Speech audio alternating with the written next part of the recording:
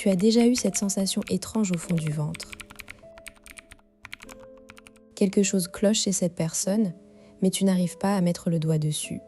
Pourtant, tout le monde la trouve charmante, attentionnée, presque parfaite. Sauf que toi, après chaque interaction, tu te sens vidé, confus, coupable sans savoir pourquoi. Et si je te disais qu'il existe un moyen de couper court à ce manège en seulement 4 questions précises? Pas de suppositions, pas d'émotions, des questions qui, en 5 minutes, révèlent ce que l'autre cache vraiment. À la fin de cette vidéo, tu sauras repérer un pervers narcissique avant qu'il ne t'ait piégé. Tu auras une grille de lecture infaillible et surtout des phrases exactes à lui poser pour le désarmer net. Avant d'aller plus loin, une idée reçue circule. Le pervers narcissique, c'est celui qui est méchant, violent, qui crie. Faux. La majorité des pervers narcissiques sont d'une douceur extrême en public. Ils sourient, ils aident, ils sont admirés. C'est justement leur arme. Personne ne te croira quand tu diras qu'il ou elle te détruit de l'intérieur. Le vrai mécanisme, c'est le déni et le retournement. Marie-France Irigoyen, dans son travail fondateur de 1998, a montré que le pervers narcissique ne se vit jamais comme l'agresseur. Il est convaincu d'être la victime. Quand tu lui tends un miroir, il brise le miroir et t'accuse de l'avoir cassé. Robert Harré, spécialiste de la psychopathie, a ajouté que leur cerveau ne traite pas l'empathie comme le nôtre. Pour eux, les émotions sont des outils, pas des ressentis. Prenons un cas concret. Camille, 32 ans, infirmière à Nantes. Elle est en couple avec Julien depuis 2 ans. Julien est un commercial brillant, drôle, toujours entouré. Mais en privé, il critique tout, sa façon de parler, son poids, ses amis. Quand elle pleure, il dit « Tu es trop sensible, c'est pour ça que tu as des problèmes ». Un soir, elle lui demande « Pourquoi tu es toujours dur avec moi ?»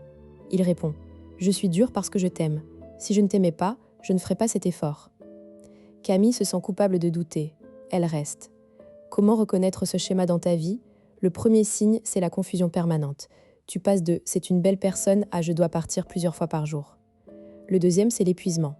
Après avoir parlé avec elle ou lui, tu as besoin de 2 heures pour récupérer. Le troisième, c'est l'isolement. Tes proches te disent « tu as changé » ou pire, tu les évites pour ne pas avoir à justifier ton couple. Voici la technique numéro 1. La question du déni. Pose cette phrase exacte, les yeux dans les yeux, sans sourire. Quand je te dis que tu m'as fait du mal, qu'est-ce que tu ressens? Un pervers narcissique va immédiatement répondre par une généralité ou un reproche. Je ressens que tu exagères toujours, ou je ressens que tu veux me faire culpabiliser. Jamais il ne dira « je ressens de la tristesse » ou « je suis désolé ». S'il répond par une émotion sincère, ce n'est probablement pas un pervers. S'il esquive ou attaque, tu as ta réponse. Technique numéro 2, la question du retournement. Demande-lui « Peux-tu me citer une seule fois où tu as reconnu avoir eu tort dans une dispute ?»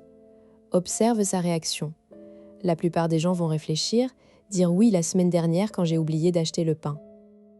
Le pervers narcissique, lui, va soit se bloquer et dire « je n'ai pas à me justifier », soit lister des erreurs qu'il a commises en les minimisant immédiatement par une attaque. Oui, une fois j'ai mal pris un rendez-vous, mais toi tu es toujours en retard. Il ne peut pas admettre une faute sans contre-attaquer. Technique numéro 3. La question du futur. Dis-lui « imaginons que je veuille changer quelque chose dans notre relation.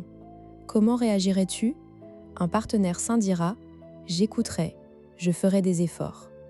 Un pervers narcissique répondra par une menace implicite ou un chantage. « Si tu changes, je ne te reconnaîtrai plus » ou « alors ce ne sera plus toi et je ne sais pas si je pourrai rester ». Cette question teste sa capacité à accepter ton autonomie. S'il la refuse, c'est un drapeau rouge. Revenons à Camille. En appliquant ces questions, elle a posé la première à Julien. Il a répondu « Je ressens que tu es ingrate après tout ce que je fais pour toi ». Elle a posé la deuxième. Il a dit « Je reconnais mes torts tout le temps, mais toi tu ne vois que les tiens ». La troisième a été le déclencheur. Il a hurlé « Tu veux me quitter, c'est ça ?» Je le savais, tu es comme les autres. Elle a pris ses affaires et est partie. Aujourd'hui, elle dit que ces 3 questions lui ont sauvé 2 ans de thérapie. Ces questions ne sont pas magiques, elles sont un scalpel.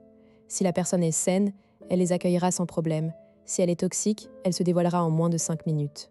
Alors la prochaine fois que tu sens ce malaise au creux du ventre, sors ces questions. Tu n'as pas à douter de toi, tu as juste à observer ce qu'il ou elle fait de ta question. Et si tu veux aller plus loin, abonne-toi pour ne rien manquer des prochaines clés. Parce que protéger ton cœur, ça commence par ouvrir les yeux.